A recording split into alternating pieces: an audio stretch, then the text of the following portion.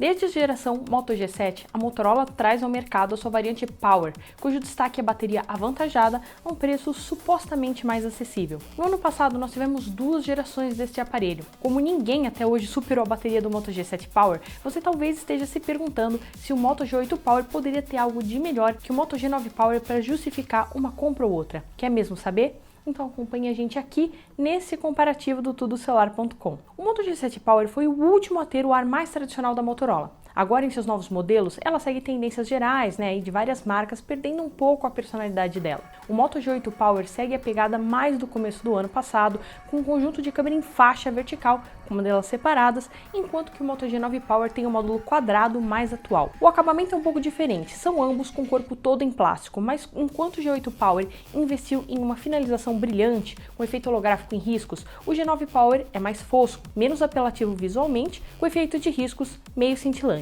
Ele só tem a repelência contra a água. O G9 Power é maior em tudo, até no peso, mas é uma coisinha de nada mais fino, sendo ele mais desengonçado de usar por causa do tamanho. Na frente, o seu queixo também é maior, mas o notch é em furo no canto da tela para os dois aparelhos, um pouquinho menor no G8 Power. A biometria na traseira para os dois e é mais rápida do que essas soluções que a gente vê abaixo da tela. Por dentro, os dois são dual SIM e também aceitam microSD, mas são híbridos. A geração anterior era um pouco mais caprichada nesse quesito e leva o ponto. Já a tela foi algo que teve uma atenção maior da Motorola na nova versão. Como vimos no design, o Moto G9 Power ele é maior e mais comprido, justamente porque a sua tela de 6.8 polegadas no aspecto 20:9 é maior do que a de 6.4 polegadas do G8 Power. O IPS ainda é a tecnologia de ambas, mas a definição saiu de Full HD Plus para HD Plus no G9 Power, um downgrade que muitos não vão gostar. Não há a indicação de vidro resistente e o aproveitamento tela-cor é melhor no G8 Power, que tem menos queixo. Na qualidade, nenhum dos dois vai ser aquele ideal para ficar usando sob o sol,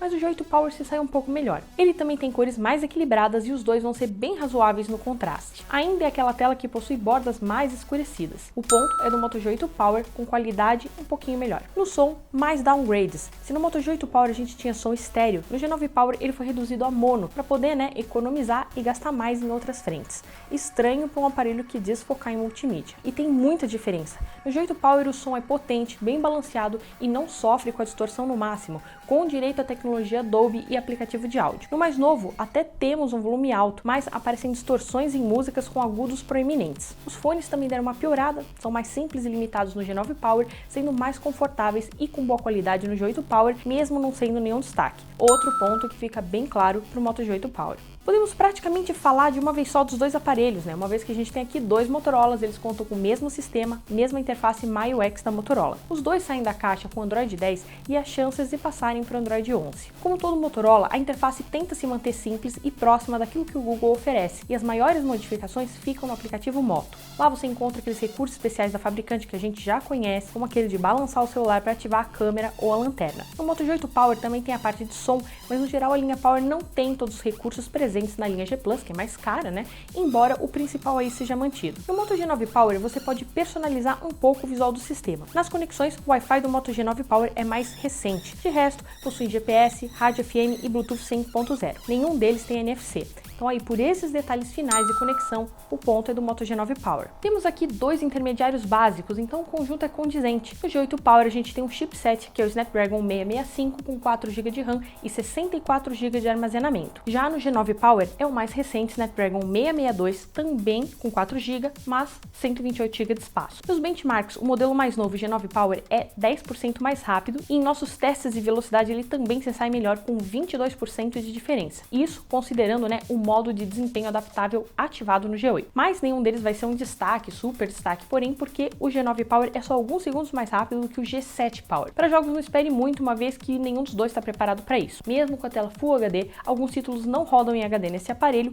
muito menos no G9 Power. Eles podem apresentar pequenos engasgos em títulos mais exigentes, mas vão rodar os mais simples sem problemas. Então o ponto aqui é disparado do Moto G9 Power. Indo para a bateria, a gente descobre onde que a Motorola investiu os recursos que tirou de outros locais. Como o G8 Power não conseguiu ultrapassar a duração do G7 Power, mesmo com os mesmos 5.000 mAh, graças à tela Full HD, que ele teve um pouco menos de duração, o G9 Power veio turbinado com 6.000 mAh e ainda tem a tela HD. E isso funcionou? Bem, não como esperado. A duração da bateria de ambos é virtualmente igual, embora as 25 horas e 52 minutos do G8 Power sejam 38 minutos a mais do que o celular mais recente. A provável culpada aqui é a falta de otimização do sistema. Ainda assim, os dois podem passar com facilidade 2 dias longe da tomada. E falando na tomada, o carregador de 18 watts que vem na caixa do G8 Power leva a bateria a 100% em 2 horas e meia. O carregador de 20 watts do G9 Power leva meia hora menos. Então, no fim, a gente pode dizer que tem um empate aqui devido a esses números aí meio estranhos. As câmeras são outro item que a Motorola costuma fazer upgrade. A gente até teve alguns, mas também aconteceram cortes. A telefoto de 8 megapixels e 2 vezes zoom óptico do G8 Power foi limada no G9, mas como ela rendia bem pouco, também não vai ser uma grande perda. As coisas foram compensadas no sensor principal, que passou de 16 megapixels com abertura 1.7 no G8 Power para 64 megapixels com abertura 1.8 no G9 Power. Mas apesar dos maiores números, a qualidade caiu. Enquanto o G8 Power traz registros na luz do dia com qualidade satisfatória, cores bem representadas e próximas da realidade, HDR acertado e boa nitidez, o G9 Power tem qualidade básica, sendo razoável à luz do dia. As cores não são tão vívidas, há ruídos mesmo de dia e as fotos têm falta de detalhes. À noite piora um pouco, onde o G9 Power fica parecendo um celular de entrada e tem fotos bem escuras. Isso é um pouco melhor no G8 Power. A ultrawide também foi embora no G9, deu lugar a um sensor de desfoque e embora desfocasse nos cantos e não fosse tão boa quanto o sensor principal, é um diferencial que a gente fica com o G8 Power. A macro de ambos é bem simples, com apenas 2 megapixels e não conta com foco automático. Fazem registros bons o suficiente para serem postados em redes sociais. Não adianta aumentar os megapixels sem se atentar ao pós-processamento. O ponto é no Moto G8 Power. Vamos para os vídeos. Em mais uma decisão estranha, apenas o Moto G8 Power grava vídeos em 4K,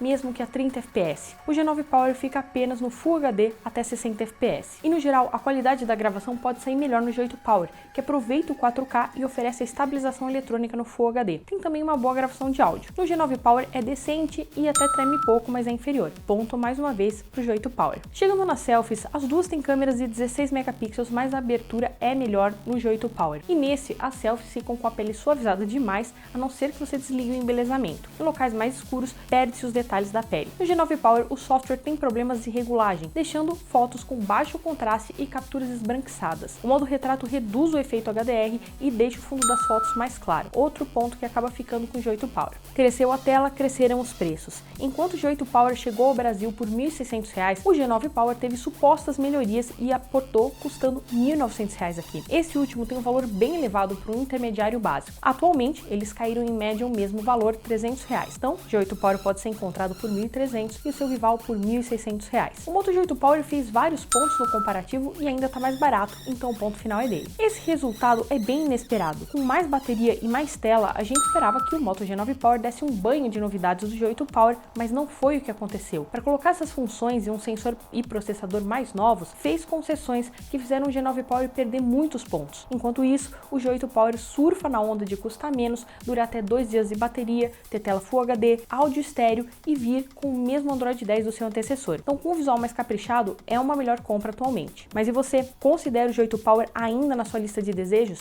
Tudo bem ser um pouco mais antigo? Deixe seus comentários aqui embaixo para a gente acompanhar e também confere os links na descrição cheios de ofertas e os melhores preços. Eu fico por aqui e até a próxima!